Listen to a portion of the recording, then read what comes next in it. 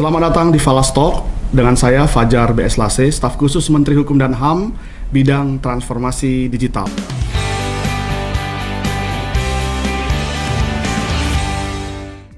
Hari ini kita akan membahas sebuah topik yang menarik sekali, yaitu PPNS, Penyidik Pegawai Negeri Sipil. Bersama dengan kita hadir Direktur Pidana Kementerian Hukum dan HAM dari Direktorat Jenderal Administrasi Hukum Umum, Bapak Slamet Prihantara. Apa kabar, Pak? Terima kasih, selamat pagi Pak Fajar Lase, staf khusus Menteri Hukum dan HAM Republik Indonesia yang luar biasa. Sehat, Pak? Sehat. Seperti apa yang terlihat, dan pastinya Bapak juga sehat, Pak, ya? Terima kasih, Pak. Terima kasih sudah datang di Falas Talk. Silakan Bapak memperkenalkan diri kepada Falas Talk. Baik, terima kasih.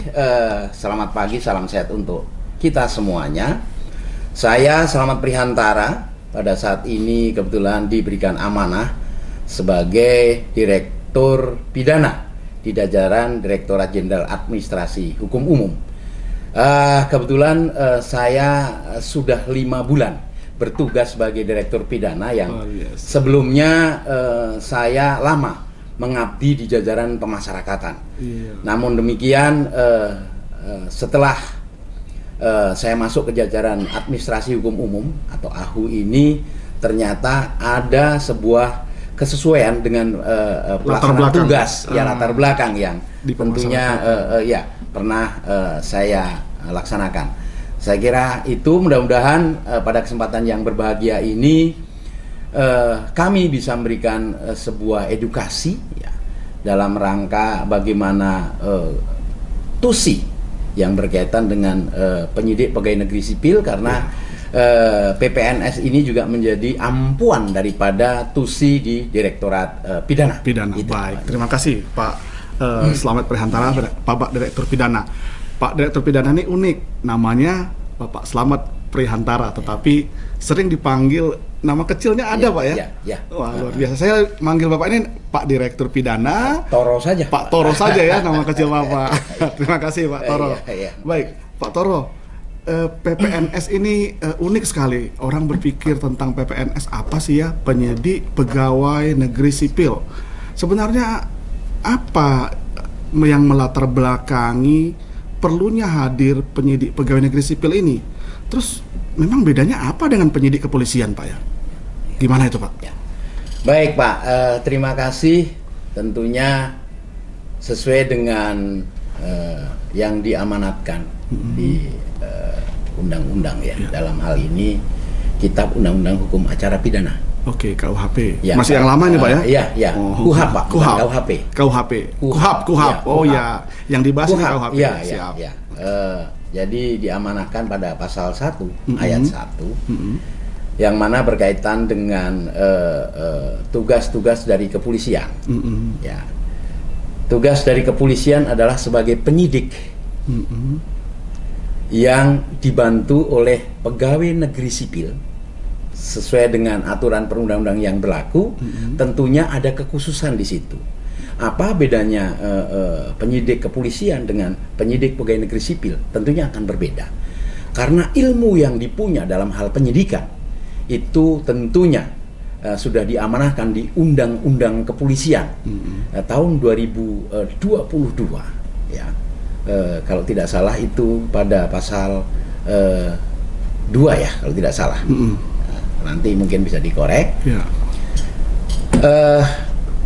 Saya katakan tadi bahwa tugas penyidikan ada di tangan kepolisian, namun dibantu oleh pegawai negeri sipil yang ditunjuk sesuai dengan peraturan perundang-undangan yang berlaku. Nah, tentunya di sini peran dari PPNS ini membantu bagaimana ketika ada sebuah katakanlah yang diindikasi ada pelanggaran-pelanggaran, karena ketika memang ada pelanggaran, tugas daripada PPNS ini hanya sampai dengan teknis yang dia kuasai sebagai data bahwa PPNS ini mengampu 20 kementerian lembaga, Pak. 20 kementerian lembaga. Jumlah PPNS di Indonesia ini 5.000 sekian. 5.000-an. Nah, baik. sementara di Kementerian Hukum ini termasuk yang nomor 2 karena yang terbanyak adalah di keuangan. Oh, saya katakan keuangan, ya, saya katakan tadi bahwa ini membantu, tapi bukan penyidik membantu ya, karena kalau penyidik membantu itu ada di kepolisian. Baik. Nah, demikian juga di kejaksaan itu ada undang-undang tersendiri ya, itu juga pegawai negeri sipil. Namun mempunyai kekhususan dalam hal pengungkapan, baik itu secara khusus maupun secara umum. Nah, artinya bedanya adalah bahwa penyidikan di kepolisian dari mulai penyelidikan dinaikkan menjadi penyidikan dan pemeriksaan lebih lanjut, itu artinya di sana mengungkap perihal yang berkaitan dengan ranah pidana. Ranah pidana. Nah, karena apa? Di kepolisian mengenal adanya mungkin ketika memang tidak terbukti itu ada SP3. Nah, sementara di penyidik pegawai negeri sipil ini hanya teknis, apa sih? Misalnya seperti keuangan. Oh, ternyata katakanlah ada hal yang memang perlu diselidiki nih. Soal keuangan. Ya, mungkin sampai teknisnya saja.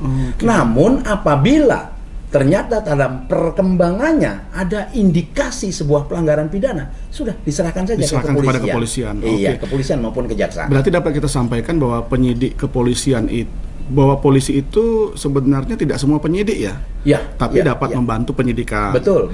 Nah, kalau PPNS itu memang hanya ada di beberapa kementerian lembaga yang khusus.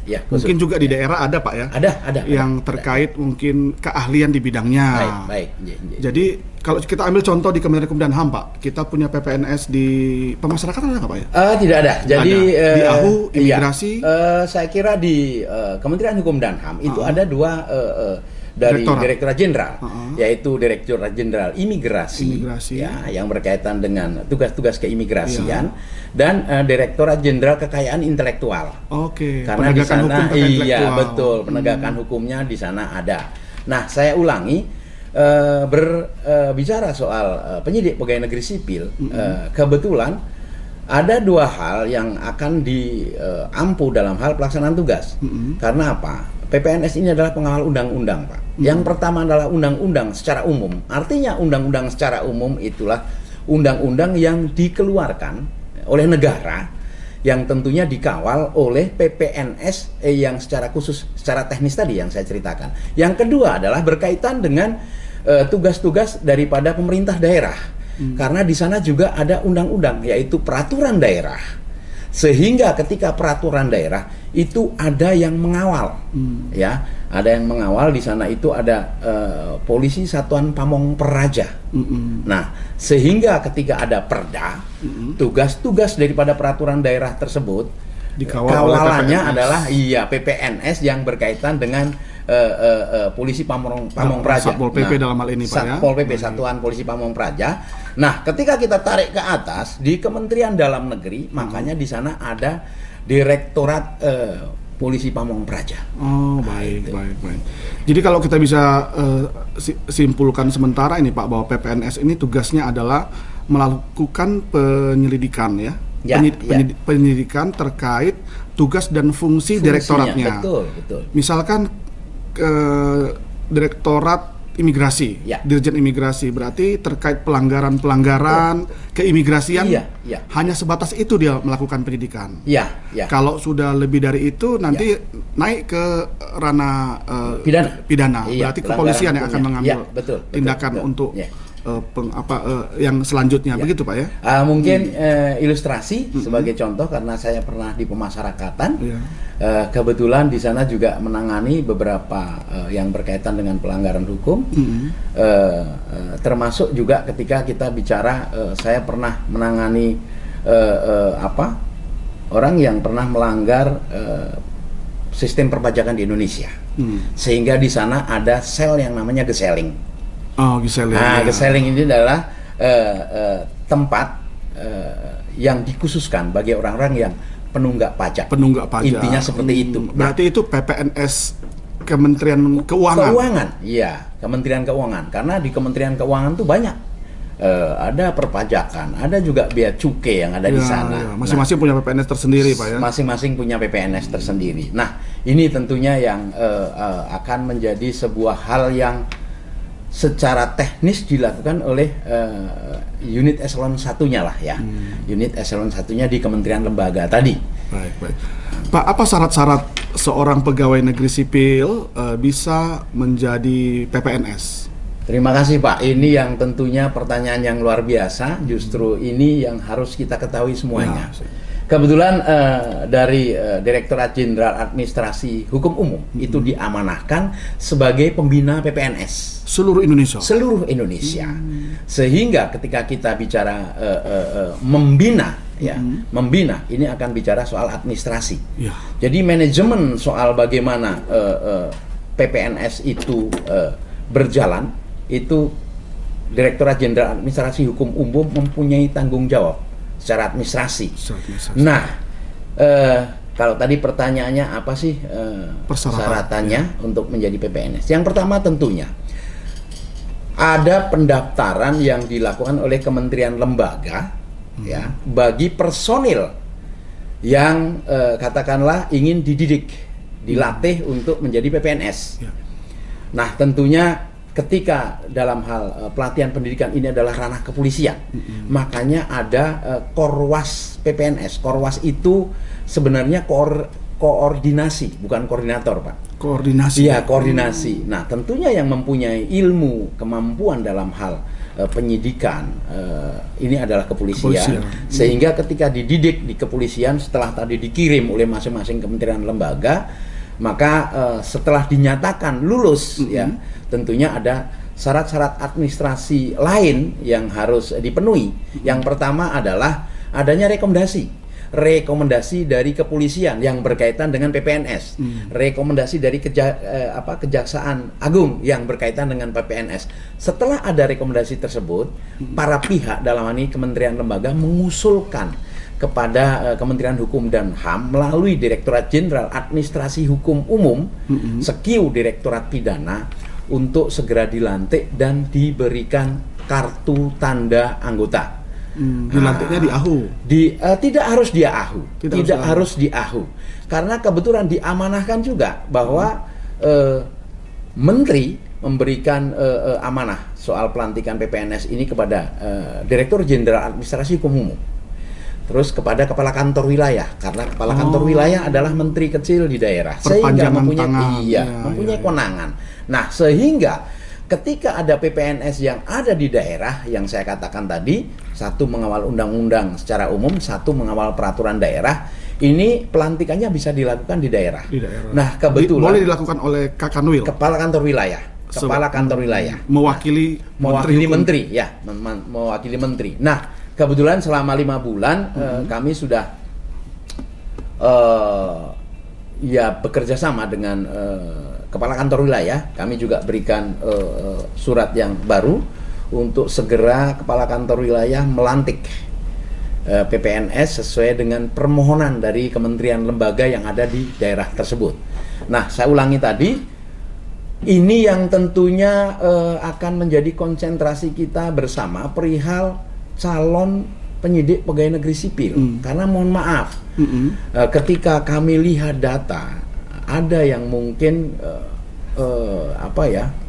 belum memenuhi kualifikasi. Ya, terutama dalam hal usia. Nah, usia minimalnya berapa tahun tuh? Atau berapa lama dia sudah mengabdi? Sebenarnya ketika kita bicara PNS, efektivitas, kita harus bicara usia-usia yang produktif. Ya mohon maaf, ketika sudah menjelang pensiun, mau akhir pensiun terus dijadikan PPNS itu kok nampaknya nanti gregetnya tidak ada. Itu satu. Yang kedua, nah tentunya ini juga kebetulan kami sedang kaji untuk bagaimana PPNS ini menjadi pejabat fungsional. Pejabat fungsional. Ya, jadi tidak ada lagi nanti ada istilah kalau jadi PPNS itu pelengkap penderita. Bahkan banyak penderitaannya. Iya, karena itu tadi kalau kita bicara soal sistem kepangkatan, seolah-olah seperti apa ya tadi udah kirim aja untuk PPNS, padahal tidak begitu. Kalau dia fungsional, dia bisa fokus di sana, betul, melakukan penyidikan, Pak, ya. Jadi tidak terganggu lagi dengan betul, tugas strukturalnya. Betul. Nah, idealnya itu dia harusnya pangkatnya berapa, Pak? Ini kami sedang mencoba untuk selalu berdiskusi, baik dengan Korwas Kepolisian maupun dengan Kejaksaan. Bahkan kami mungkin sebentar lagi raker, salah satunya adalah kami menginginkan adanya suatu perubahan permen ya, yang berkaitan dengan itu tadi, usia bagi PPNS. Sebisa mungkin ya, permohonan kami, tentunya kami sebagai Direktur Pidana itu mengampus dari 40 tahun ke bawah. 40 tahun ke bawah ya. Supaya nanti bisa maksimal, terutama dalam hal satu, bagaimana kemampuannya. Karena begini ya, ketika sudah berbicara soal penyidikan, ini kadang-kadang ada benturan-benturan kepentingan. Ya. Nah, sehingga ketika bicara soal bagaimana pejabat fungsional, ini tidak akan maksimal. Tapi yakin kalau ketika itu menjadi pejabat fungsional akan maksimal. Antara, mohon maaf, resiko yang harus dia tanggung dengan penghargaan yang akan diterima. Nah, karena banyak juga ketika benturan kepentingan mereka mundur daripada bermasalah di karirnya. Itu. Nah, satu pertanyaan nih, Pak. Apa yang menentukan sebuah direktorat layak atau tidak layak untuk mengajukan direktoratnya itu memiliki PPNS? Mengapa di Kementerian Hukum dan HAM hanya imigrasi dan kekayaan intelektual saja yang sudah mengajukan PPNS? Kalau kita misalkan melihat tugas dan fungsi di Direktorat Jenderal Pemasyarakatan, apakah memang Dirjen Pemasyarakatan tidak patut untuk memiliki PPNS sendiri, Pak? Terima kasih, Pak. Tentunya semua karena regulasi. Ya. Ini yang justru ketika nanti raker akan kami bicarakan untuk mungkin masing-masing kelompok kerja dan nanti akan menjadi sebuah rekomendasi.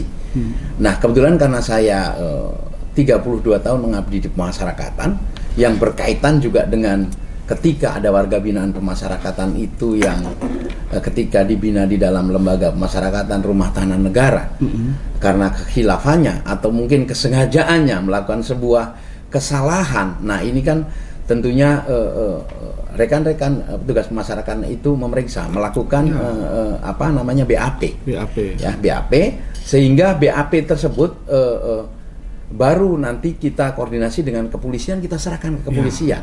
Nah, memang seyogianya sepantasnya betul. PPNS yang kalau melakukan itu. Ada PPNS di sana, itu akan lebih efektif. Artinya memang undang-undang pemasyarakatan yang kemarin sudah disahkan perlu untuk memasukkan pasal tersebut. Betul, ya, Pak? betul. Tapi apakah kemarin kelewatan ya, Pak ya?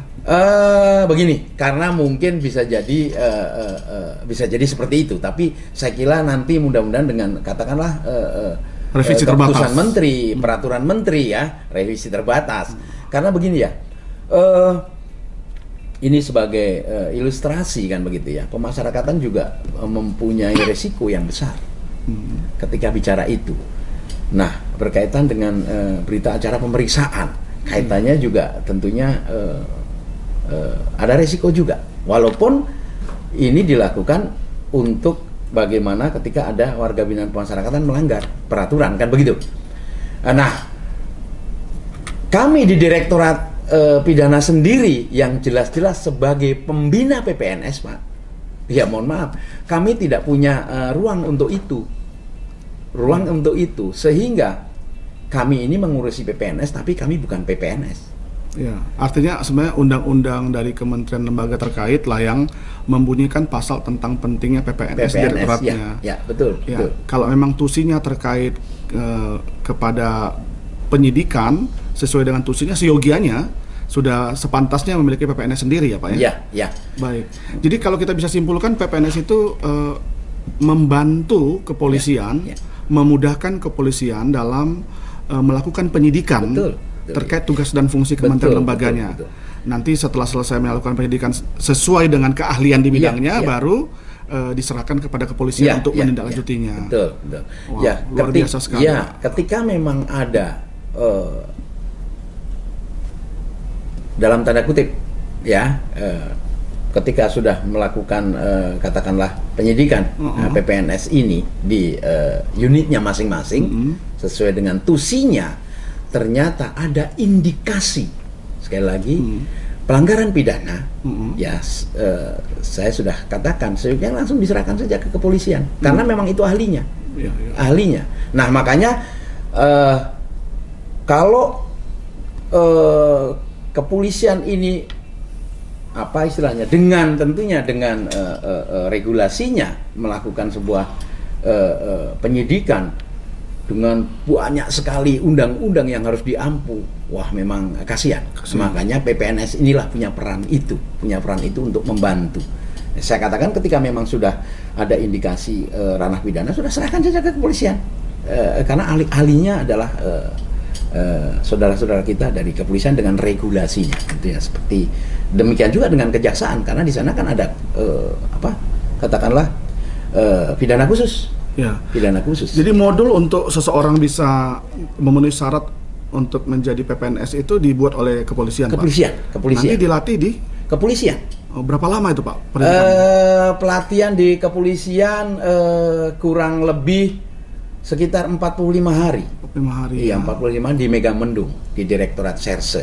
Baik. Kalau misalnya dari daerah, apakah ada tempat lain, Pak, di provinsi-provinsi yang bersangkutan ya? Secara pendidikan kekhususan hanya ada di kepolisian, Pak.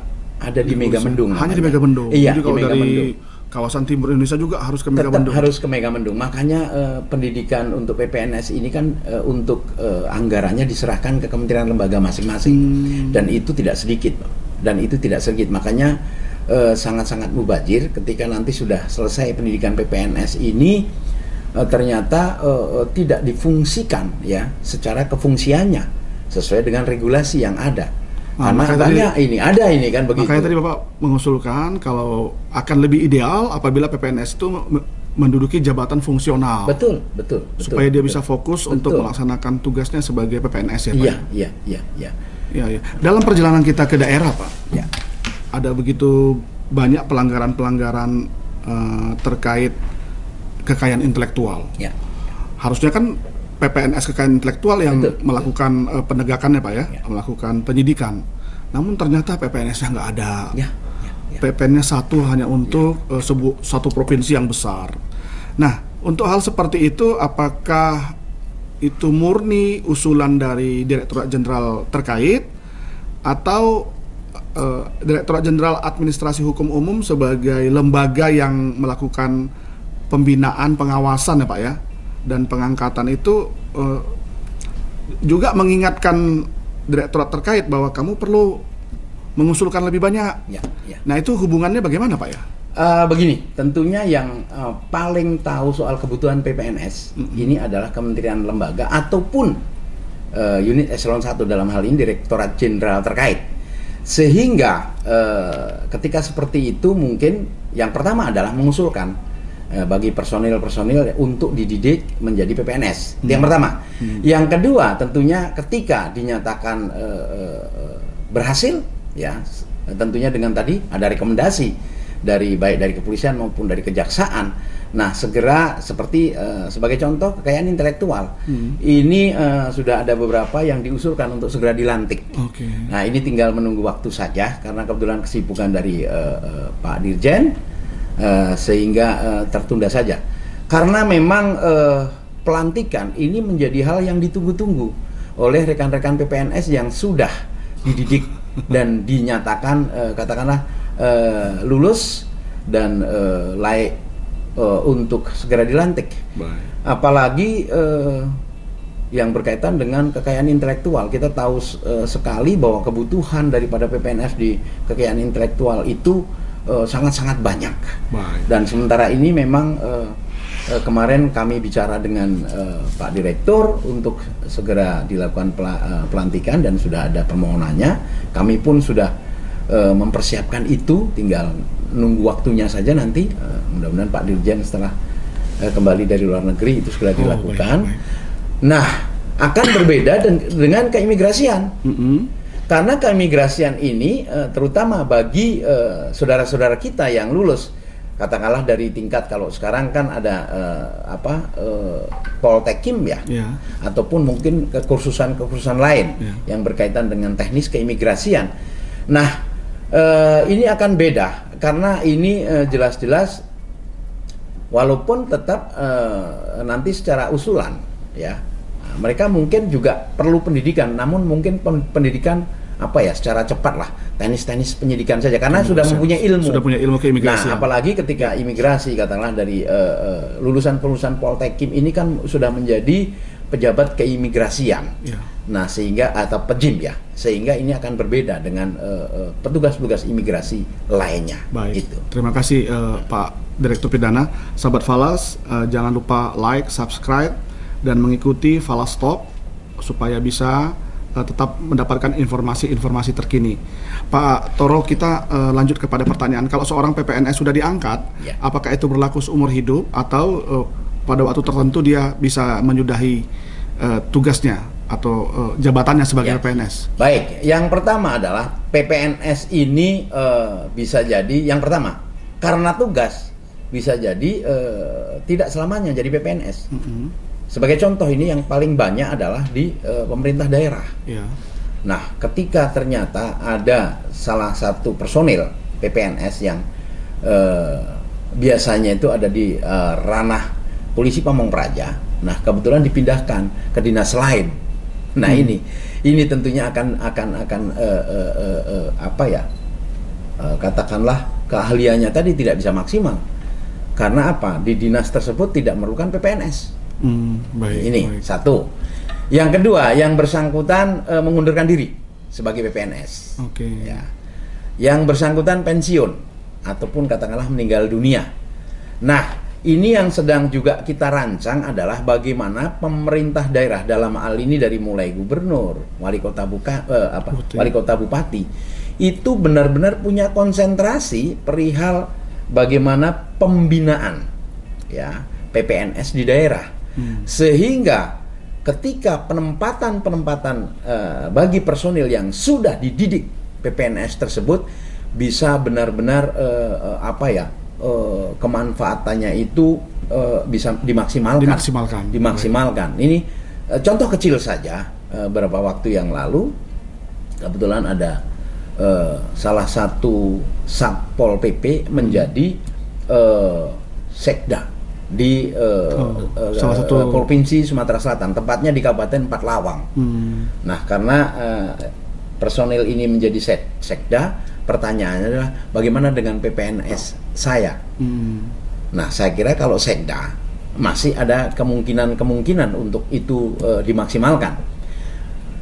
Lantas justru saya yang bertanya ketika kami bertemu dengan mitra-mitra kami, bagaimana dengan kan masing-masing. Tapi akan ada konflik kepentingan ya kalau dia menduduki jabatan tertentu, tapi dia juga seorang PPNS. Bagaimana dia bisa melakukan penyidikan kalau misalnya ranah yang mau disidik adalah yang bersangkutan sendiri, begitu Pak ya? Makanya ketika kita bicara soal fungsional, fungsinya apa kan begitu? Karena jelas bagaimana ketika nanti kita akan bicara fungsional, jangan lantas fungsional ya struktural, harus pilih salah satu, mau jadi struktural atau fungsional. Nah, sehingga tidak tumpang tindih. Luar biasa, sahabat Falas Talk.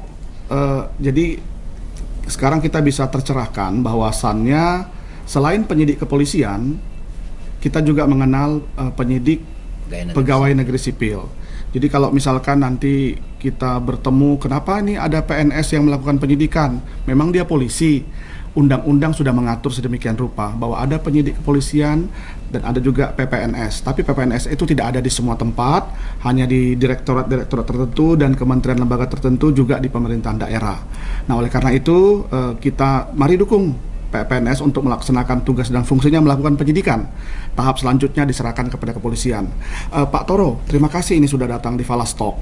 Apa pesan Bapak kepada PPNS yang ada di seluruh Indonesia agar mereka bisa melaksanakan tugas dan fungsinya dengan baik sebagai penyidik pegawai negeri sipil. Silakan Pak. Ya.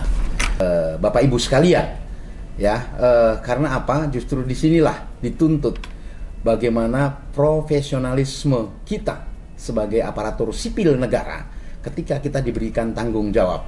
Nah, artinya bahwa mari sama-sama kita dukung, mari kita doakan dan kita usahakan. Kita berusaha supaya kelak PPNS ini benar-benar menjadi jabatan fungsional sehingga bisa maksimal dalam hal bekerja. Ya, maju terus PPNS Indonesia. Saya sebagai Direktur Pidana di Direktorat Jenderal Administrasi Hukum Umum akan membantu sesuai dengan regulasi peraturan perundang-undangan yang berlaku. Jaya PPNS seluruh Indonesia. Terima kasih. Luar biasa. Terima kasih Pak Direktur Pidana untuk dialog kita yang sungguh luar biasa dan tercerahkan hari ini. Sahabat Falas, sampai jumpa di Falas Talk episode berikutnya.